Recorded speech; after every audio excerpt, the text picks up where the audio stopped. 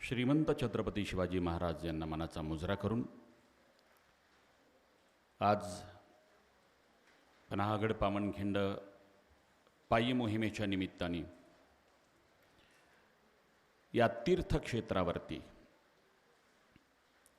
ज्यांना आधुनिक काळातले विवेकानंद समजण्यात येतं असे गुरुवर्य परमपूज्य काडसिद्धेश्वर महास्वामीजींच्या चरणी नतमस्तक होतो आणि महाराष्ट्रामधून गडचिरोलीपासून ते गडहिंग्लजपर्यंत या मोहिमेत सहभागी झालेले सर्व वयोगटातील शिवभक्त बंधू आणि भगिनींनो, या मार्गावरनं तुम्ही आलाय. छत्रपती स्वतः त्याच मार्गावरून गेले होते. रोमांचकारी इतिहास, पन्हागड पावनखिंड रणसंग्राम, छत्रपतींच्या आयुष्यामध्ये त्या 27 लढाया स्वतःच्या नेतृत्वात झाल्या. त्या लढाईमधली रोमांचकारी लढाई आहे. एकाएकी घडलं नाहीये. अफजल खान ठार मारला महाराजांनी. दिनांक होता 10 नोव्हेंबर 1659. तिथी होती मार्गशीर्ष शुद्ध सप्तमी शालिवाहन शके 1581. वार होता गुरुवार.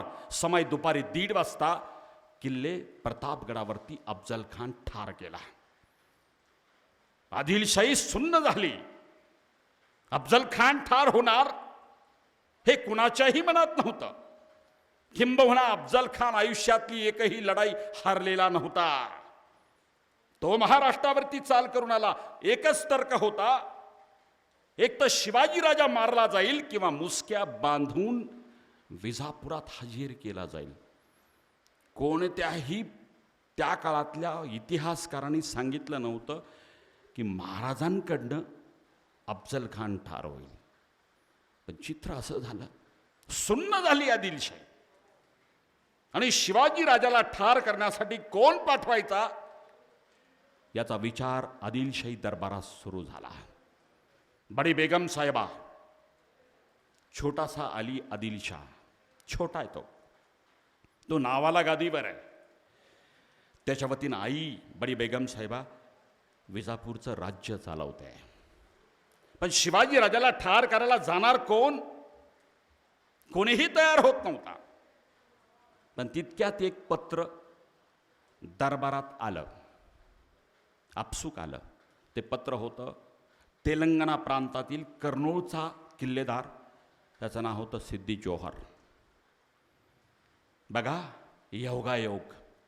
त्या पत्रात तो लिहितो, बडी बेगम साहेबा, आजपर्यंत माझ्याकडनं कैक गुन्हे झाले. माझं चुकलं, पण आपण ही चूक माफ करावी, मोठ्या मोठ्या दिलानं माफ करावी.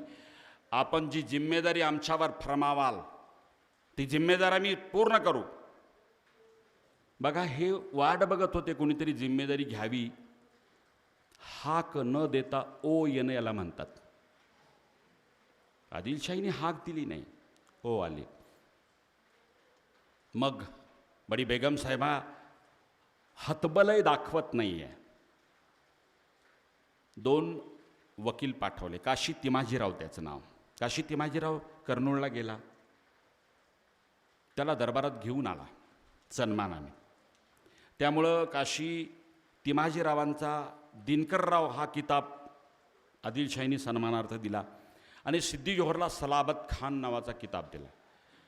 हे फेलिसिटेशन आहे त्या काळातले सन्मान किताब देणे. विचार करा, जेव्हा कोणीही जिम्मेदारी स्वीकारायला तयार नाही तेव्हा सिद्दी जोहरचा बंडाचा इतिहास आहे, घातकी इतिहास आहे, विश्वासघाताचा इतिहास आहे. पण आदिलशाहीकडे आज पर्याय नव्हता.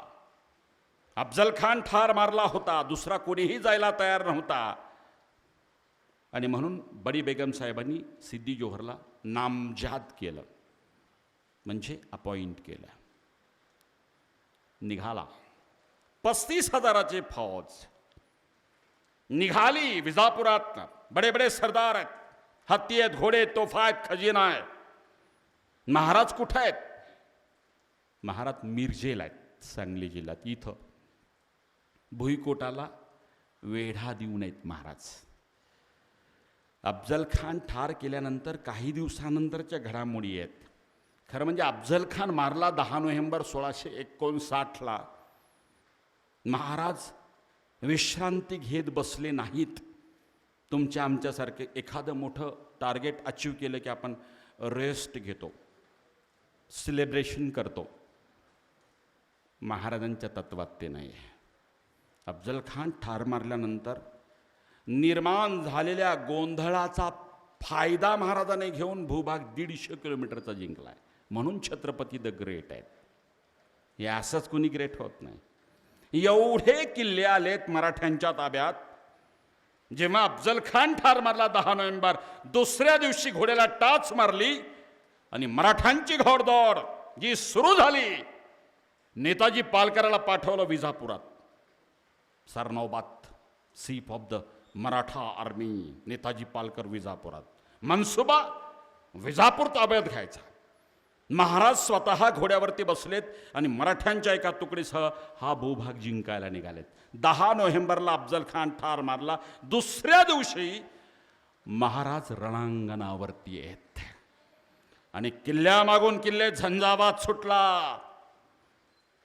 वैराटगडाला, वसंतगडाला, सदाशिवगडाला, मच्छिंद्रगडाला, गुणवंतगडाला, भूषणगडाला आणि कोल्हापूरची महालक्ष्मी अवघ्या 15 दिवसात स्वतंत्र झाली. तो दिनांक होता 25 नोव्हेंबर 1659. अवघ्या 15 दिवसात 150 किलोमीटरचा भूभाग महाराजांनी जिंकला आहे. विचार करा ते चित्र डोळ्यासमोर. 25 नोव्हेंबरला महाराज कोल्हापुरात आहेत 1659ला. 15 दिवसात. आता किल्ले पन्हाळा जवळच आहे. अवघ्या 3 दिवसानंतर महाराज 28 नोव्हेंबरला किल्ले पन्हाळ्याच्या पायथ्याला आहेत. तोपर्यंत पन्हाळ्याचा किल्लेदार गाफील आहे, माहितीच नाहीये अफजल खान मारलाय म्हणून. आजच्यासारखे मोबाईल नव्हते, GPS, व्हॉट्सॲप काहीच नव्हतं. म्हणजे हा गाफील आहे की आता अफजल खान तिकडं आलाय म्हणजे महाराज त्याच्याबरोबर झुंजण्यात हा निश्चिंत आहे, निवांत झोपलेला आहे. पण मराठे मध्यरात्री आले. जासुदाला कळलं, जासूद म्हणजे गुप्तहेर, मराठे आलेत म्हणून. तो पहाटे उठवायला गेला किल्लेदाराला, जनाब उठिये, नीचे मराठे. तो खडबडून झोपेत उठला, मराठे अभि यहां पर. आणि तो बोलला की मराठे आहेत म्हणे. कुठे आहेत? खालती आहेत म्हणे. मग त्याने विचारलं अफजल खान? ते वरती आहेत. धास्तीने किल्ला देऊन टाकला. रक्तपात मराठ्यांचा झाला नाही. प्रत्येक वेळा चावा घ्यायची गरज नाही, फणा सुद्धा काढला तरी बस होतो.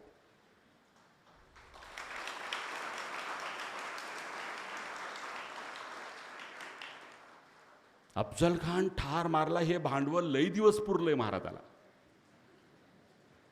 छोटे मोठे तर हात बांधूनच शरण यायचे. धाक असतो, मराठा दहशत म्हणतात, आणि ती असली पाहिजे, ती असली पाहिजे. मराठा दहशत जोपर्यंत आहे ना तोपर्यंत हिंदुस्थान सुरक्षित आहे. हो, झंझावात मराठ्यांचा तांडव ज्या ज्या वेळेस झाला, धरणीकंप व्हावा, शत्रूला उरात धडकी भरावी, नुसत्या घोड्यानी सो. माहिती आहे महाराजांनी किल्ला रक्तपाताशिवाय जिंकलाय. 28 नोव्हेंबर 1659 हा किल्ला ताब्यात आला, ज्या किल्ल्यावर तुम्ही आणि आम्ही गेलो. खरं सांगू, मिरजेचा वेढा, सिद्धी जोहरचं आगमन,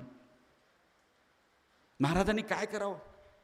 महाराजांना पर्याय, किल्ले राजगड, प्रतापगड ताब्यात आहे आपले, तिकडे जाऊ शकले असते महाराज.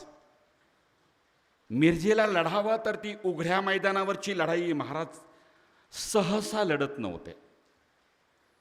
का? मराठ्यांची जीवितहानी जास्त होण्याची शक्यता असल्यामुळे. म्हणजे उघड्यावरची लढाई महाराज क्वचित लढलेत, ती पण इथंच रुस्तुम यजमानच्या बरोबर इथं झालेली आहे. पण अपवाद सोडले तर मराठे कधीही उघड्या मैदानावर लढले नाहीत, कारण जीवितहानी टाळायची. विचार करा, पर्याय प्रतापगड आहे, राजगड आहे.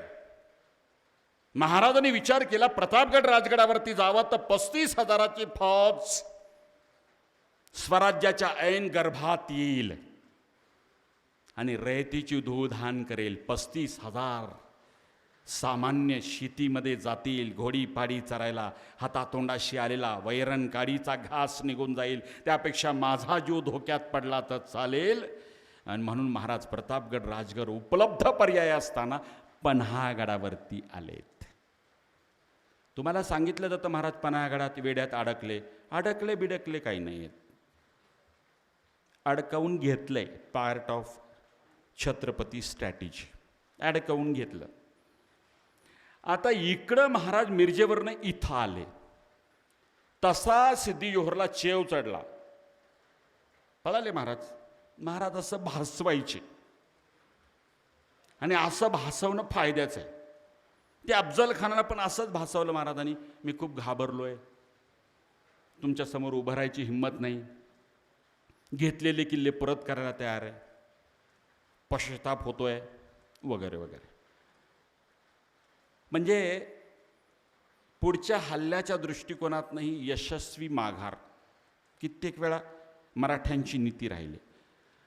निघाले महाराज, किल्ले पन्हाळ्यावरती आले. त्याला कळल्याबरोबर 35,000ची फौज घोडदौड करत किल्ले पन्हाळ्याच्या अवतीभोवती जमली. पक्षाचा थवा बैसा बसला. दिनांक 2 मार्च 1660 भर उन्हाळ्यात 35,000 फौजेचा वेढा किल्ले पन्हाळ्याला पडला. महाराज वरती आहेत. महाराजांच्या लक्षात आलं, पडलाय ना, किती दिवस टाकेल वेढा, उन्हाळा तोपर्यंत ठीक आहे, सह्याद्रीतला पाऊस या सिद्ध्याला माहिती नाहीये, धो पाऊस कोसळायला लागेल, आणि त्या पावसामध्ये सिद्धी जोहरचं सैन्य विस्कळीत होईल, वेडा ढिला होईल आणि मी निसटून जाईल, हा महाराजांचा अंदाज.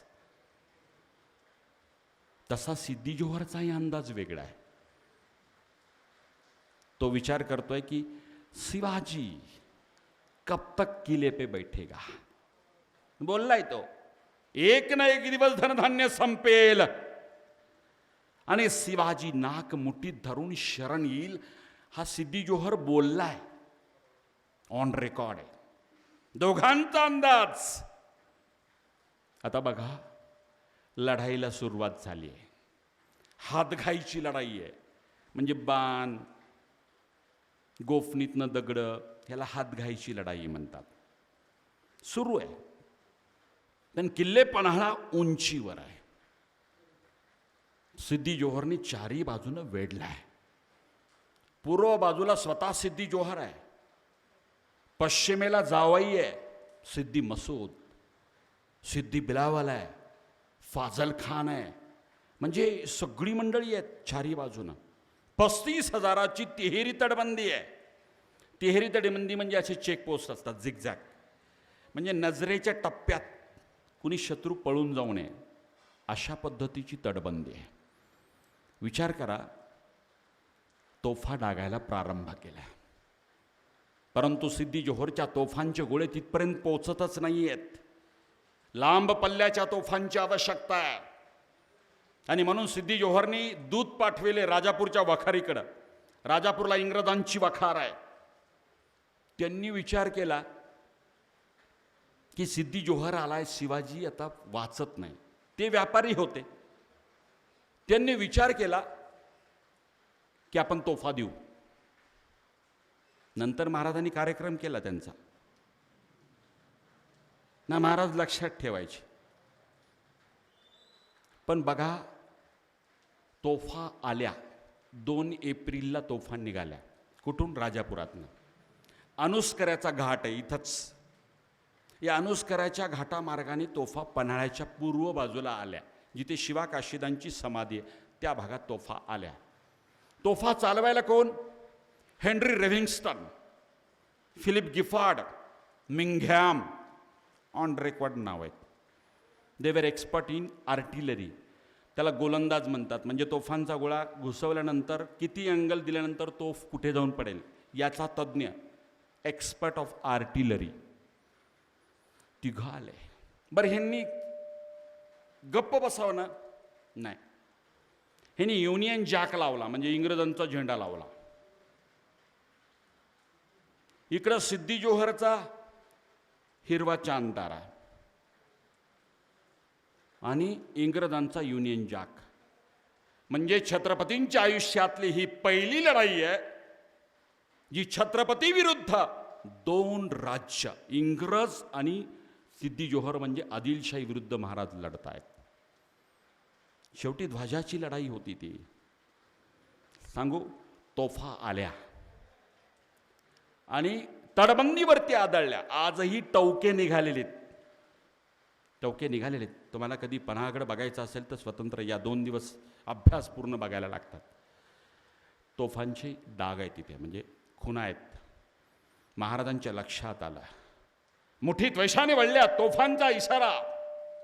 तोफा वाजल्या, तोफा डागल्या गेल्या, ठिकऱ्या उडाल्या आणि महाराजांच्या मुठीत वैशाने वळल्या. काय पाजी जात ही, म्हणजे इंग्रजांची काय पाजी जात आहे. अवघ्या 1.5 महिन्यापूर्वी आम्ही यांच्याशी तह केला आणि तह यांनी मोडला. नंतर राजापूरवरती हल्ला केलाय महाराजांनी. हे हेनरी रेव्हिंग्स्टन वगैरे सगळे डांबलेत, महाराजांनी कैद केलेत, ठेवलेत किल्ल्यांवरती. महाराज माफ करत नव्हते. इंग्रजांना कैद करणारा पहिला राजा छत्रपती शिवाजी महाराज.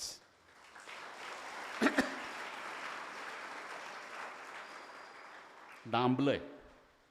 लक्षात घ्या, युद्धामागून युद्ध, लढायामागून लढाया सुरू असताना पावसाची वाट बघणं सुरू आहे. लांब पल्ल्याच्या तोफा आणल्या, परंतु किल्ला ढासळला नाही. आणि मग पावसाची वाट बघताय दोघंही.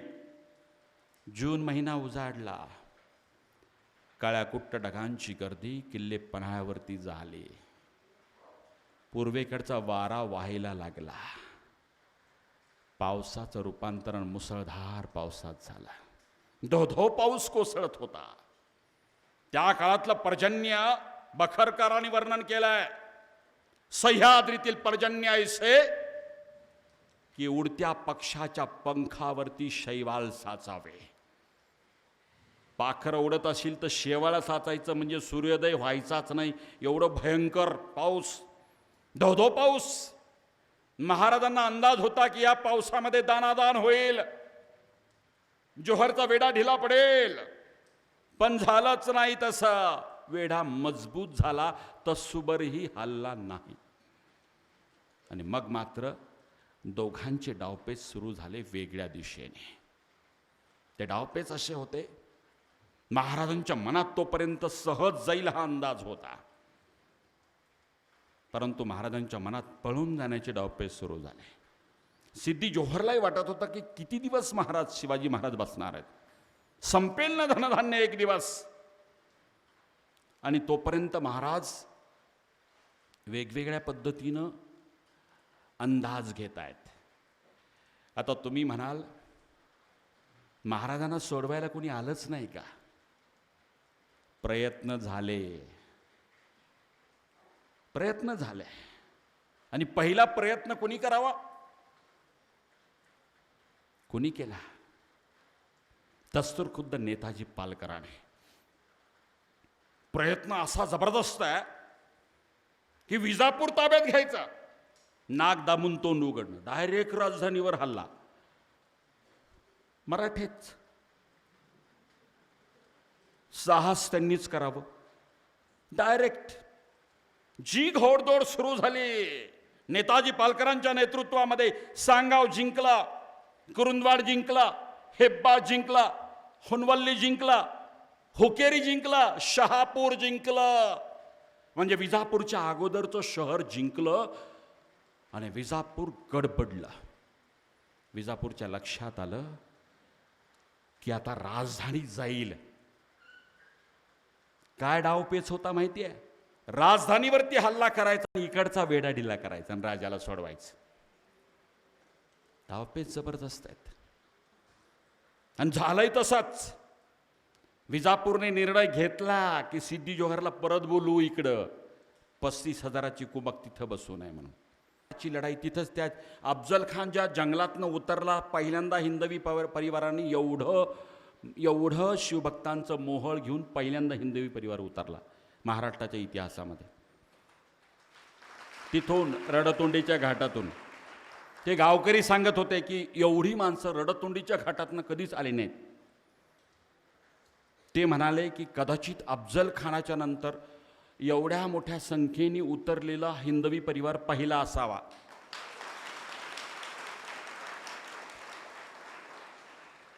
म्हटलं फरक एकच होता, अफजल खानाच्या सैन्याला इनकमिंग होतं, आउटगोईंग नव्हतं, कापायचं ठरलं होतं. मराठ्यांची स्ट्रॅटेजी होती.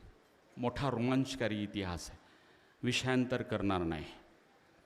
पण हा जो इतिहास आहे पन्हागडाचा, इंग्रजांनी तोफा पुरवल्या.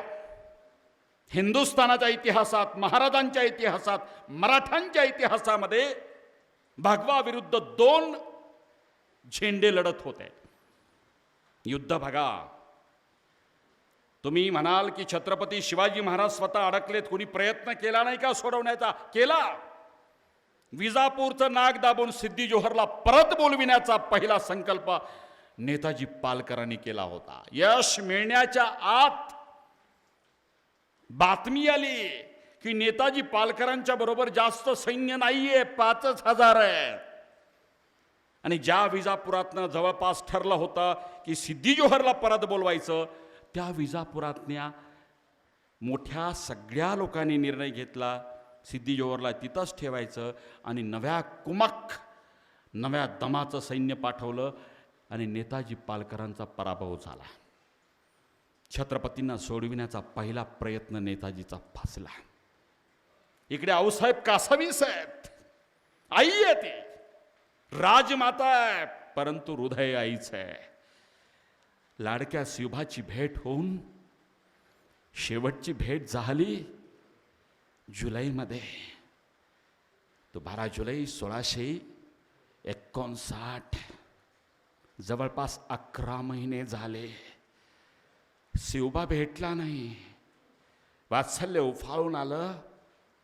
तेवढीच काळजी होती की माझा शिवबा तिथं आहे. आदेश दिला राजगडाला, मी माझ्या शिवबा राजाला सोडवायला जाणार. आऊसाहेबांच्या मोहर बोलायची हिंमत कोणाची आहे? तुम्ही म्हणणार का ताकदीची मनगट नव्हती?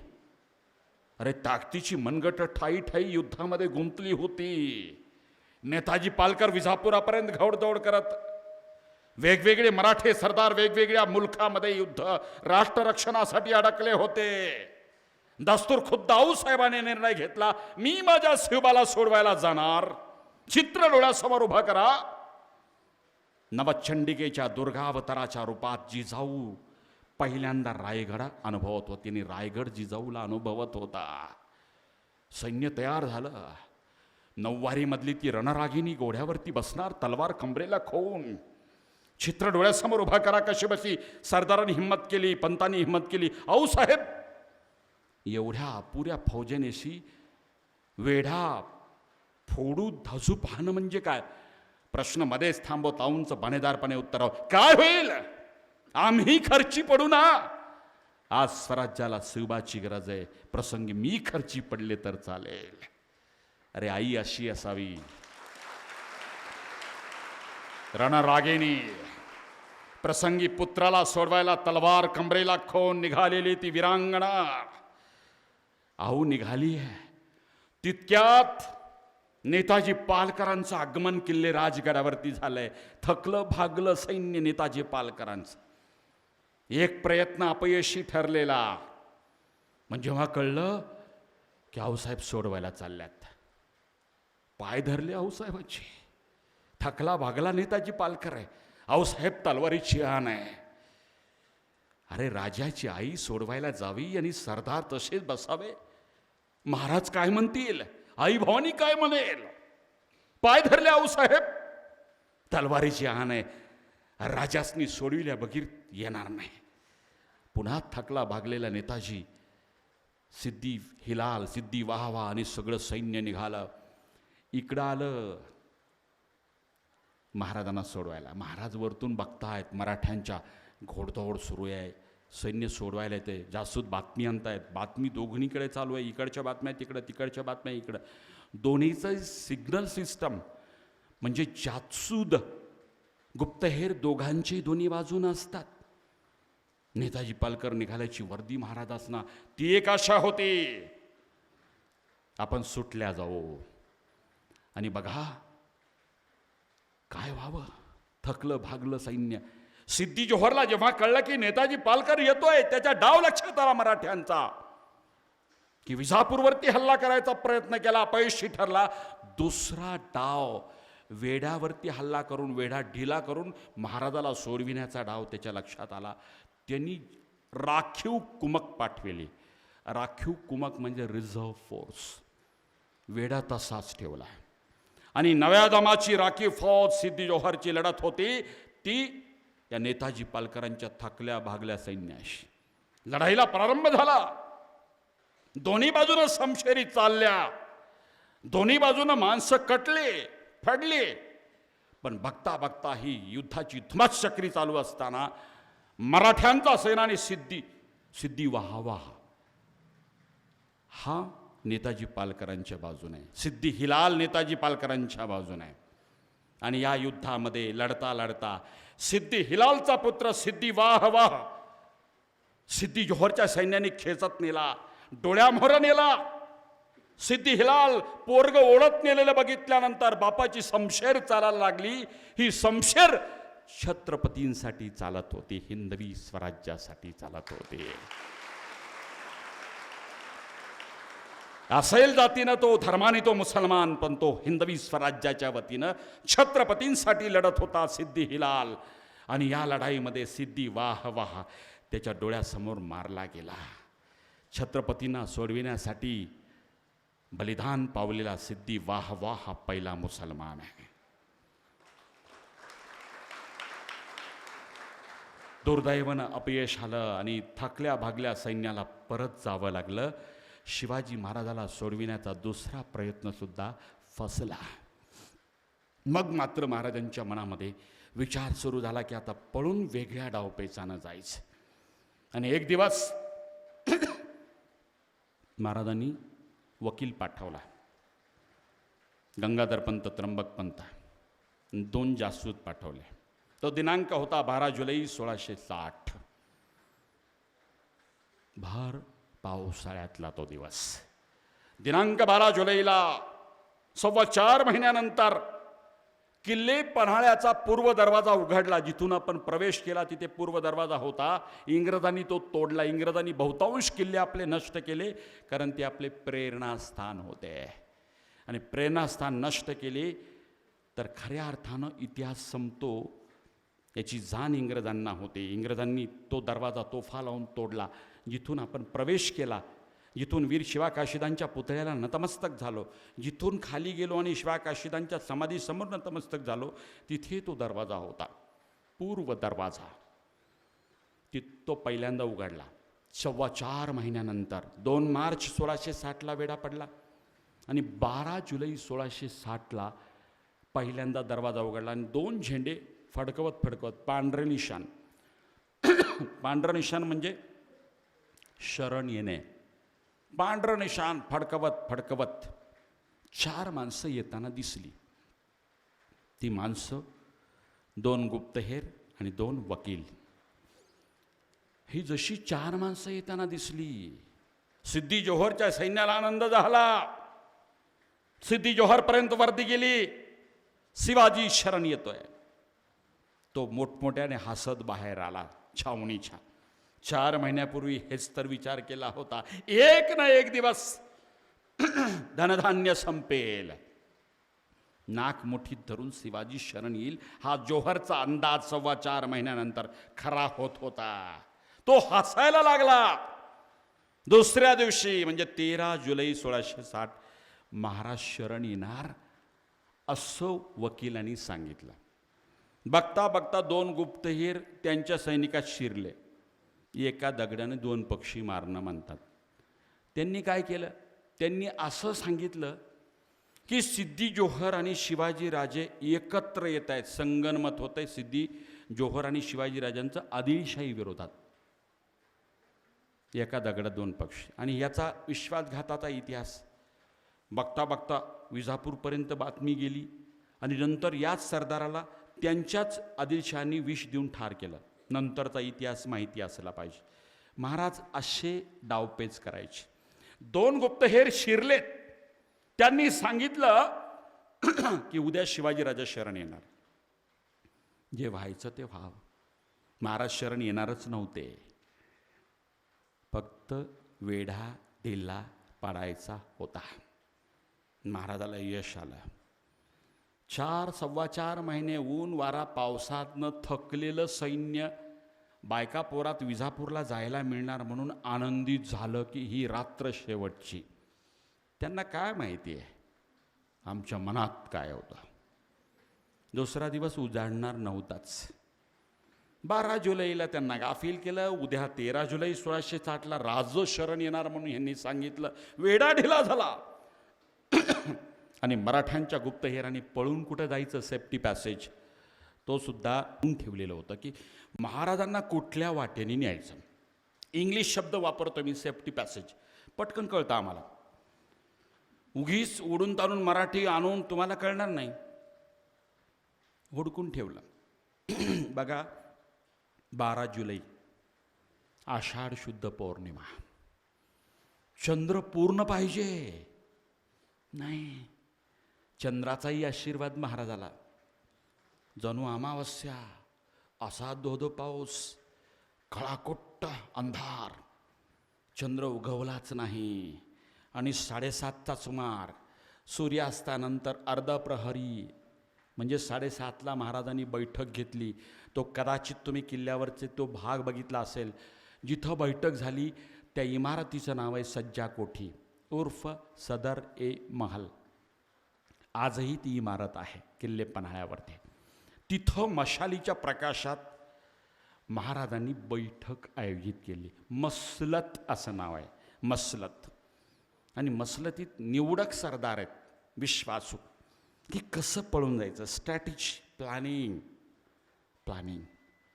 मशालीच्या प्रकाशात निवडक सरदार बोलवलेत. रात्री 7:30ची वेळ आहे. वार गुरुवार आहे. दिनांक 12 जुलै 1660. कोण कोण आहे? हिरडस मावळातील बांदल आडनावाची बहुसंख्य मंडळी आहेत. बाजी बांदल आहेत, शंभूसिंग जाधव आहेत, बाजी प्रभू देशपांडे आहेत, फुलाजी प्रभू देशपांडे आहेत, शिवा काशीद आहे ज्याची समाधी आहे. नेबापूर गाव आहे, छोटं गाव आहे पन्हाळ्यात चढताना. मुक्काम पोस्ट नेबापूर, तालुका पन्हाळा, जिल्हा कोल्हापूर. न्हाव्याचं पोरग आहे. जीव वळून टाकला हो महाराजांवर. त्या बैठकीत मौजूद आहे. त्र्यंबक पंत आहेत, गंगाधर पंत आहेत. मशालीच्या प्रकाशात मसलत सुरू झाली. कोणी म्हणते महाराज दुतोंडी बुरुजाकडनं जाऊ, ठाव लागणार नाही सिद्ध्याला. कोणी म्हणते महाराज नव राजदंडीच्या मार्गाने जाऊ, त्या सिद्ध्यासनी कळणार पण नाही. अशा वेगवेगळ्या संकल्पना वेगवेगळ्या मुखातनं येत होत्या त्या बैठकीमधून. महाराज व्यक्ती स्वातंत्र्याचा सन्मान करणारे होते. कोण मोठा कोण छोटा यापेक्षा कुठल्या मेंदूमधून सुपीक संकल्पना येईल, वेगवेगळ्या संकल्पना वेगवेगळ्या मेंदूमधून येत होत्या. आणि एक संकल्पना आली. महाराज 2 पालख्या बनवायच्या.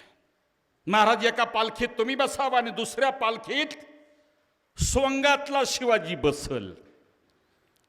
सोंगातला शिवाजी म्हणजे इंग्रजी डुप्लिकेट, डमी.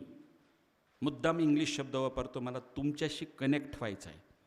मला त्या भाषेत शिवचरित्र युथ लोकांना, युवकांना सांगायचं. 2 शिवाजी महाराज बनणार, एक खरे आणि दुसरे खोटे. संकल्पना सुंदर. महाराज एका पालखीत तुम्ही बसावं आणि दुसऱ्या पालखीत सोंग्यातला शिवाजी बसाल. हे म्हणल्याबरोबर सगळ्यांचं लक्ष एका माणसाकडे गेलं. त्या मशालीच्या प्रकाशामध्ये एका माणसाचा चेहरा तेजाळला. तो हुबेहूब शिवाजी राजांसारखा दिसायला होता. तसंच धारधार नाक, तशीच भेदक नजर, तसंच रुबाबदार चालणं, तसंच बोलणं आणि अख्ख्या बैठकीमध्ये एक महाराजांसारखा दिसणारा होता. तो होता न्हाव्याचा शिवा काशीत. सगळ्याची नजर गेल्याबरोबर तो तसाच उठला. अरे केवढा स्वामीनिष्ठेचा भाव चेहऱ्यावरती, मृत्यूचा भाव नव्हता, भय नव्हतं, कृतज्ञता होती. स्वामींच्या आयुष्यात आज कामी पडण्याची कृतज्ञता होती आणि ती कृतज्ञता तेजाळत होती. मशालेच्या प्रकाशामध्ये त्याच्या मुखातनं बोल निघाले, महाराज म्या शिवाजी बनायला तयार आहे. म्या शिवाकाशीत महाराज शिवाजी बनायला तयार आहे. महाराज कधी वय म्हणतात म्हणून त्याचे कान आसुसलेत. महाराज कधी वय म्हणतात, मला कधी परवानगी देतात. महाराज मी शिवाजी बनायला तयार आहे. महाराज कधी वय म्हणतात म्हणून त्याचे कान आसुसलेत. महाराज वय म्हणत नाहीत. विलंबाने महाराजांच्या मुखातनं वाक्य निघाले, शिवाजी बनणं सोपं, एक वेळा मी सुटून जाईल, पण तुझं काय होईल म्हणून आम्ही विचार करतोय. हे ऐकल्याबरोबर तो गर्दीतनं वाट काढत तसाच मोरा आला. महाराजांचे पाय धरले. महाराज आता विचार नका करू, महाराज आता विचार नका करू. या शिवाच्या जीवाचं सोनं होईल महाराज. लाख शिवा नावी जन्माला येतील, लाखाचा पोशिंदा वाचला पाहिजे. आई भवानीची आण आहे महाराज.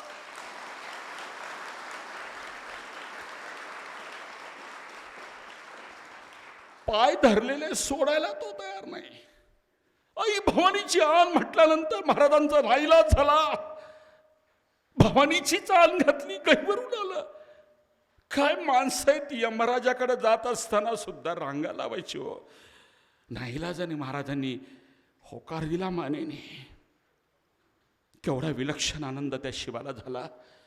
महाराजांनी संदूक उघडला, आपला अंगारखा त्याला दिला, चोरणा दिला, दुशेला दिला, रत्नजडीत तलवार त्याच्या कमरेला खोवली, मुकुट घातला, मुकुटामध्ये तुरा खोवला, गळ्यातला कंठा काढला, शिवाकाशीदांच्या गळ्यामध्ये घातला. एक छोटा संदूक होता, महाराज उघडत होते. सगळ्यांचं लक्ष गेलं, महाराज काय करतायत. छोटा संदूक उघडला महाराजांनी, एक वस्तू काढली, कपाळाला लावत लावत महाराजांच्या मुखातनं वाक्य निघाले, शिवा एक वेळा सिद्धीजोर कशापायी फसणार नाही, पण ही वस्तू बघून फसेल.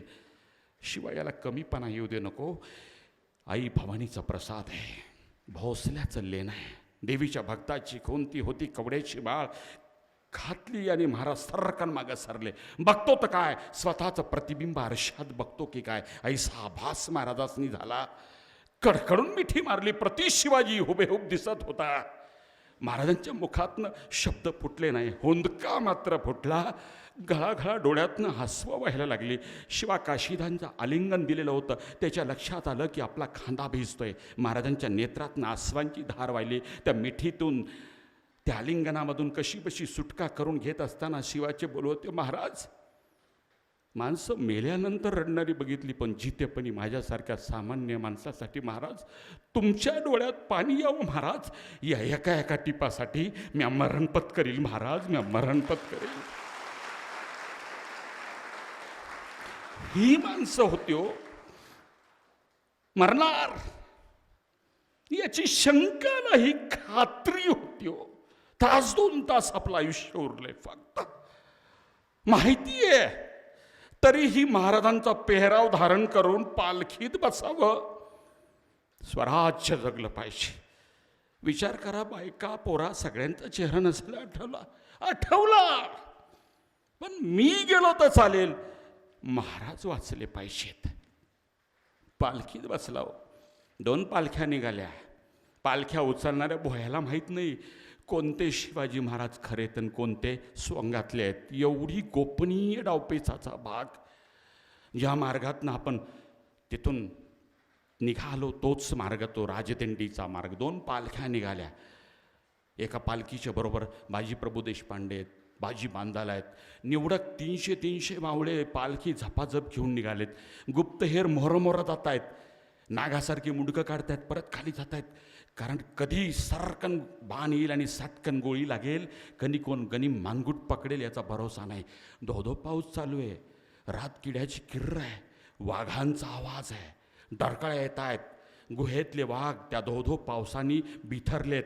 सुसाट्याचा वारा आहे. काळ्या कुट्ट ढगांची गर्दी. चंद्रप्रकाश नाही आहे. आणि अशात याच्यामध्ये पालखीमध्ये भोई मात्र पळतायत. प्रत्येकाची छाताडं दडदडत आहेत. किल्ले पन्हावरनं निघाले. वेड्याचा पहिला पट्टा लागला. हळूहळू 100 पावलं वेढा आला. 50 पावलं आला. 30 पावलं आला. प्रत्यक्ष वेढा आला. छाताडं धडधडायला लागली. कारण स्वराज्याचं ओझं खांद्यावरती होतं. आपल्याला कुणी बघेल, मरणाचं भय कोणत्या भोयाला आणि कुठल्याही मावळ्यानं नव्हतंच. पण स्वराज्य वाचलं पाहिजे म्हणून 2 पालख्या झपाझप निघाल्या. कधी सावकाश तर कधी जलद. अशा गतीनं हळूहळू वेढा दिला. ज्या दिल्या वेड्यामधून महाराज निघाले. वेडा मागं पडला. मसाईचं पठार जिथून तुम्ही आलाय, काळ्या कुट्ट ढगांच्या गर्दीत मसाईचं पठार, तिथून 2 मार्ग. एक अवघड मार्ग होता जो खडतर होता, तो म्हाळुंगे, खुतवाडी, पाटीवाडी, रिंगेवाडी, मसवड, पांढरेपणी, गजापूर आणि विशाळगड. आणि दुसरा मार्ग होता तो सोपा, मलकापूरच्या मार्गे विशाळगड. 2 पालख्यांची भेट तिथं झाली. शिवाकाशीधांचे बोल होते, महाराज अवघड वाट्याने तुम्ही जावा, सोप्या वाट्याने मी जाईल. सिद्धी जोहरला वाटेल शिवाजी राजा सुटला तर अवघड वाट्याने कशापायी जाईल, आणि म्हणून ते माझ्या मागं येतील. तोपर्यंत महाराज तुम्ही निसटून पुढं जाल. स्वतःची आत्महुतीच होती. बलिदान होतं. दोघांनी कडकडून मिठी मारली. पालखी शिवाकाशीत बसला. दुसऱ्या पालखीत महाराजांची पालखी निघाली आपल्या अवघड वाट्याने, जिथून तुम्ही आम्ही आज पदभ्रमंती करत आलो आहे. आज तरी वाट खूप चांगली हो. त्या काळात तर इतकी भयानक वाट. 20 वर्षापूर्वीची पदभ्रमंती आम्हाला आठवते. इतके चिखलात गुडघ्या इतकी पाये जायची. अशा ह्याच्यामध्ये वाट काढत त्या खोतवाडीतनं आम्ही कित्येक वेळा गेलेलो आहोत. अशा वाट्याने पालखी निघाली आणि बघता झुडपं हल्ली. लक्षात आलं की सिद्धी जोहरच्या गुप्तहेरांनी आपल्याला बघितलंय. परंतु युद्ध करण्यास स्वारस्य नव्हतं. वेळेचा अपव्यय होणार होता. पालखी सुसाट वेगानं. परंतु महाराजांच्याही लक्षात आलं की आपण निसटलो. ही बातमी जोहरपर्यंत, आणि जोहरपर्यंत बातमी गेली. तो चिडला, किंचाळला. मसाऊद! सिद्धी मसूदला हाक मारली, जावई आहे. मसाऊद, पीछा करो सिवा का, एक बेंजीर नगीना मेरे हाथ से निकल गया है. आणि घोडदौड करत 2000 पायदळ, 1000 घोडेस्वार घेऊन तो सुसाट बेभान अवस्थेमध्ये तो सिद्धी मसूद, सिद्धी बिलावल, सगळं सैन्य त्या अंधाऱ्या काळ्याकुट्ट गुडघ्या इतक्या चिखलात घोड्यांचे पाय फसवत होते. पायदळ पुढं जात होतं. मसाईचं पठार ओलांडलं आणि मसूदला लक्षात आलं शिवाजी पळून जाईल तर कुठं जाईल, आणि म्हणून मलकापूरच्या मार्गाने घोडदौड सुरू झाली. इथंच शत्रू फसला आणि महाराज जिंकले. आणि काही काळ अंतर, विशिष्ट अंतर गेल्यानंतर काही मावळे विजेच्या कडकडाटामध्ये दिसले, विजेच्या प्रकाशामध्ये दिसले की काही मावळे पालखी घेऊन पुढं जात आहेत. तशी घोड्याची गती वाढली. घोडेस्वार पळायला लागले. हातघाईची लढाई झाली. अवतीभोवती लढाई सुरू झाली. परंतु लढाईमध्ये स्वारस्य नव्हतं. अखेर महाराज समजून ती पालखी ताब्यात घेतली सिद्धी मसूदने. पुन्हा तो परत गेला. तोपर्यंत पहाटेचा सुमार 3 वाजून गेले होते. ही सगळी घोडदौड. महाराज तोपर्यंत पुढं घोडदौड करत आहेत. झोपेमध्ये सिद्धी जोहरला सांगितलं की शिवाजी मिल गया, कब्जे में लाया. परंतु शिवाजी महाराजाला प्रत्यक्ष बघितलेले 2च माणसं त्या 35,000च्या सैन्यामध्ये. आजच्यासारखं नव्हतं व तंत्रज्ञान. प्रत्यक्ष बघणारे 2च माणसं. त्यापैकी फाजल खान एक होता. अफजल खानाचा पुत्र. बापाच्या हत्येचा बदला घ्यायला तो पुन्हा यांच्यासोबत आला होता. त्याला बोलवलं. शिनाक्त करणं म्हणतात. शिनाक्त करणं म्हणजे टू आयडेंटिफाय, ओळख परेड. खरं आहे का खोट आहे. त्या मशालीच्या प्रकाशामध्ये शिवाजी राजा समजून ज्यांना आणलं तो शिवा काशीत होता. हवे प्रति शिवाजी दिसायला. मरणाचं भय चेहऱ्यावरती नाही आहे. आणि शिनाक्त करण्यासाठी फाजल खानला बोलवलं. ओळख. फाजल खानाने क्षणभर त्या तंबूमध्ये पाऊल ठेवल्याबरोबर तो हतबल झाला. शिवा फ्लॅशबॅकमध्ये गेला असेल, अब्बाजांचा कोथळा बाहेर काढताना बघितलेला असेल, ते सगळं आठवलं. वाघनखं आठवली असतील. लहू लहू म्हणून आतडे पोटात टाकत टाकत झोकांड्या देत देत अब्बाजान त्या प्रतापगडाच्या छावणीतनं पळतानाही याद आले असतील. तो जसा जसा एक पाऊल पुढे टाकतोय तसं तसं त्याची नजर महाराजांकडे जातोय, चेहरा बदलतोय आणि क्षणभरात त्याचे पाऊल पुढे सर सर गेला आणि काय वाटलं कुणास ठाऊक, एकदम जिरेटोप वर सरकवला, किंचाळला. शिवाजी नाहीत, गद्दारी. शिवाजी राजा नाही आहे. कारण खऱ्या शिवाजी महाराजांच्या कपाळावरती अफजल खान वधाच्या वेळेस पहिला घाव घातला होता कृष्णाजी भास्कर कुलकर्ण्यांनी. त्या तलवारीच्या घावाचा व्रण होता आणि खोट्या शिवाजीच्या कपाळावरती तो व्रण नव्हता. तो किंचाळला, गद्दारी, शिवाजी राजे नाहीत. सिद्धी जोहर धरणीकंप झाल्यासारखा झाला की आपण फसल्या गेलो, वेळेचा अपव्यय झाला. तलवार छाताडावरती टेकविली. मशालीच्या प्रकाशात तो सिद्धी जोहर शिवा काशीदांना बोलतोय, कोण आहेस तो? पुन्हा तेच बाणेदार उत्तर, म्या शिवाजी. नतीजा माहिती आहे. नतीजा माहिती असता तर इथं आलो असतो का? शिवाच्या मुखातनं वाक्य, नतीजा माहिती आहे. पण जेव्हा लक्षात आलं की हाच खरा शिवाजी नसून सोंगातलाय आणि त्यांच्याही शिवा काशीदांच्याही लक्षात आलं की आपलं सोंग उघडकीस पडलंय, तेव्हा मात्र सिद्धी जोहर फासल्याबरोबर किंचाळला, गद्दारी म्हणून. तसंच तलवारीचं टोक छाताडामध्ये घुसवलं गेलं. एक हात तंबूच्या त्या खांबाला धरला, डेऱ्याला, दुसऱ्या हातानं ती जखम दाबली.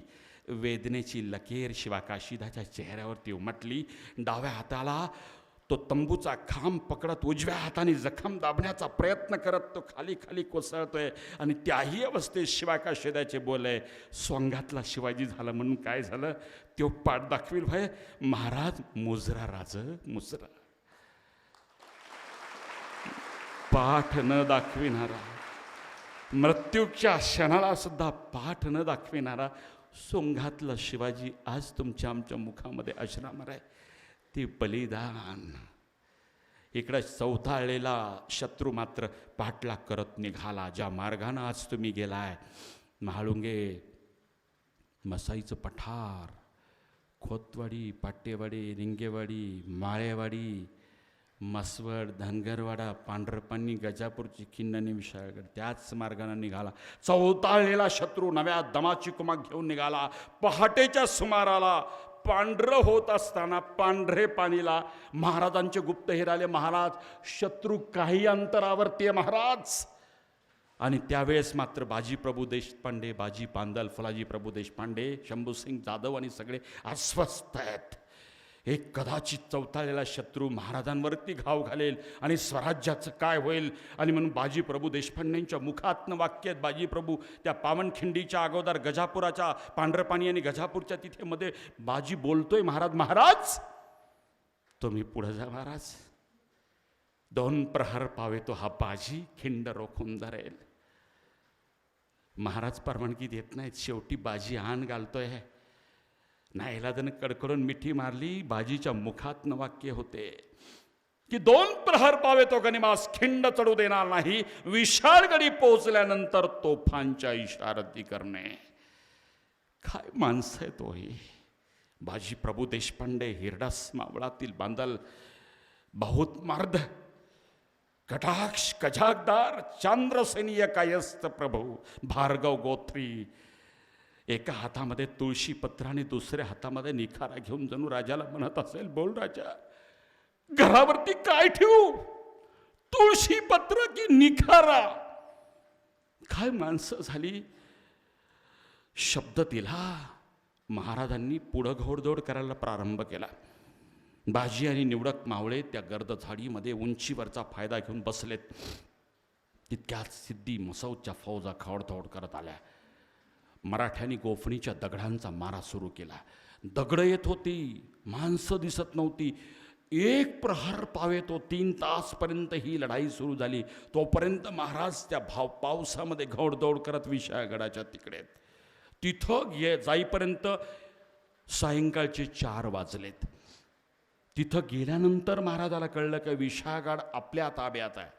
परंतु विशाळगड अडवण्यासाठी आमचीच माणसं सूर्यराव सुर्वे आणि जसवंतराव दळवी ही आमची माणसं गद्दार झाली सिद्धी जोहरच्या बाजूनं. आणि महाराज विशाळगडावरती चढू नये म्हणून वेढा घातलेला आहे. विशाळगड मराठ्यांच्या ताब्यात आहे. विशाळगडचा किल्लेदार मराठा आहे. हिंदवी स्वराज्याचा गड आहे. महाराज सहज जाऊ शकले असते, पण दुहेरी वेढा आमच्याच माणसांनी टाकला. तिथं गेल्यानंतर महाराजांच्या लक्षात आलं वेढा आहे. सैन्य लढायला लागलं, वेढा फुटत नव्हता. शेवटी पालखीतनं महाराज उतरलेत. भवानी तलवार निघाली, दुतर्फा सपासप कंस पडावी तशी मुंडकी छाटत छाटत महाराज वेढा फोडताय. स्वतः दस्तर खुद्द छत्रपती भवानी तलवार घेऊन वेढा फोडायला तिथे धावलेत. आणि काही तासानंतर वेढा फुटला. तोपर्यंत इकडं बाजीसुद्धा रक्तबंबाळ झाला आहे. हातगाईची लढाई सोडून सगळे मावळे आलेत. शस्त्र संपलीत, गोफणीतली दगडं संपलीत, बाण संपलेत, भाले संपलेत. प्रत्यक्ष लढाईला प्रारंभ झाला. तिथंही महाराज प्रत्यक्ष लढतायत. पावनखिंडीमध्ये बाजीप्रभूसुद्धा मराठ्यांच्या नेतृत्वात स्वतः प्रत्यक्ष लढाईला उतरलेत. दोन्ही हातांनी समशेरी चालू आहेत. धोधो पाऊस कोसळतोय, रक्तबंबाळ, असंख्य वार झालेत. डोळ्याची झापडं पडतायत. रक्तबंबाळ अवस्थेमध्ये तोल जातोय, झोक जातोय, रुधिर वाहून गेलंय. यमराजाची पालखी दिसते. झापडं पडतायत. श्वास मंदावत चाललाय, नाडी मंदावत चालली आहे. यमराज समोर दिसतोय. तरीही दोन्ही हातांनी समशेरी मात्र अखंडितपणे चालू आहेत. समशेर आणि त्या दांडपट्ट्याच्या आडील त्या गनिमाचं मुंडकं कापलं जात आहे. परंतु काही सपासप वार बाजींच्या अंगावरती सुद्धा पडतायत. रक्तबंबाळ झालेला बाजी स्वराज्याच्या धासानं. तोफांचा आवाज अजून आला नाही. तोफांचा आवाज आला नाही. तिकडे महाराजांनी तो वेढा फोडला. जसवंतराव दळवी आणि सूर्यराव सुर्वे गद्दारांचा वेढा फोडून महाराज पळत पळत गेलेत वरती किल्ले विशाळगडाच्या पूर्व दरवाजाजवळ. आणि अगोदर तोफांच्या इशारातीसाठी बत्ती लावायला लावली. बत्ती लावली. सगळं लक्ष महाराजांचं बाजींकडे आहे. हो, बाजींकडे आहे. एक सवंगडी शिवाकाशीदांच्या रूपानं गेलाय. दुसरा सवंगडी बाजी खिंड अडवतोय मला वाचविण्यासाठी. पहिल्यांदा बत्ती पेटवली. त्या पावसामध्ये सुद्धा धाड धाड धाड 3 तोफांचे आवाज पावनखिंडीमध्ये आले. आणि समोर दिसणाऱ्या त्या सगळ्या यमराजाला सुद्धा इतक्या वेळ थोपून धरलं होतं. अरे थांब यमराजा, थांब, थोडा वेळ थांब, माझा स्वामी अजून विशाळगडी पोचला नाही. जेव्हा आवाज आला धाडकन त्या समशेरी सहित तो देह पावनखिंडीच्या रणभूमीमध्ये पडला. महाराजाला काही काळानंतर कळला की बाजी सुद्धा आम्हास सोडून गेले. केवढं दुःख झालं असेल. जगाच्या इतिहासामध्ये छत्रपतींचा इतिहास चालत असताना असे कैक मोहरे महाराजांसाठी खर्ची झालेत. तेव्हा हे स्वराज्य उभं झालं आहे. त्या खडतर मार्गावरनं आज तुम्ही गेलाय. स्वामीनिष्ठा, बलिदान, स्वराज्याची मान, कुटुंबापेक्षा राष्ट्र मोठं, या सगळ्या शब्दांचा पर्याय बाजीप्रभू देशपांडे आणि शिवाकाशीदांच्या रूपानं चिरंतर यावत चंद्र दिवाकरो, जोपर्यंत सूर्यचंद्र तारे तोपर्यंत हा तेजस्वी हे 2 तारे मात्र अखंडित तळपत राहतील. त्यांच्या पावलावरनं आज आम्ही चाललोय. आज तर आम्हाला चालताना दमछाक होत होती. ते चालत चालत लढत होते रक्तबंबाळ अवस्थेमध्ये. 2 घाससुद्धा पोटात पडले नव्हते. पण स्वराज्य शत्रूला घास गिळता यावा, शत्रूच्या तोंडात घास स्वराज्याचा जाऊ नये म्हणून ही अखंडितपणे लढाई करणारे मावळे होते. त्यांच्या स्मृतीला चिरंतन अभिवादन करण्यासाठी या धोधो पावसात तुम्ही महाराष्ट्रातनं जमलाय. ज्या पावनखिंडीमध्ये ते बाजींचं स्मारक उभं आहे, नितमस्तक व्हा. ती पावनखिंड हिरव्या वनराईत घनदाट जंगलामध्ये सतीच्या पावित्र्याने आणि समाधीच्या गांभीर्याने उभे असलेली ती पावनखिंड, तिथली मुठभर माती जर तुम्ही घेतली आणि पाण्यामध्ये टाकली तर त्या पाण्याला सुद्धा मराठ्यांच्या रक्ताचा रंग येईल. तिथली माती घेतली, त्या मातीला सुद्धा सुगंध येईल. ते बाजी प्रभू देशपांडे, बाजी बांदल, फुलाजी प्रभू देशपांडे, शंभूसिंग जाधव आणि हिरडस मावळातील असंख्य मावळ्याच्या त्यागाच्या सुगंधाने पावन पवित्र झालेली ती माती, तिथं जर तुम्ही कान लावला, आजही श्रद्धेने याला असाल, तर कान लावल्यानंतर सुद्धा तोच मंत्रोच्चार, लढाईचा यलगार, मराठ्यांना स्फोरण चढावं, रक्त सळसळावं आणि गनिम्यांची मुंडकी पडावीत कापत जावी, तो यलगाराचा मंत्र आजही तुम्ही कान लावाल, त्या पावनखिंडीच्या भूमीला श्रद्धेने आला असाल तर त्या कानामध्ये एकच मंत्र येईल, हर हर हर हर हर हर.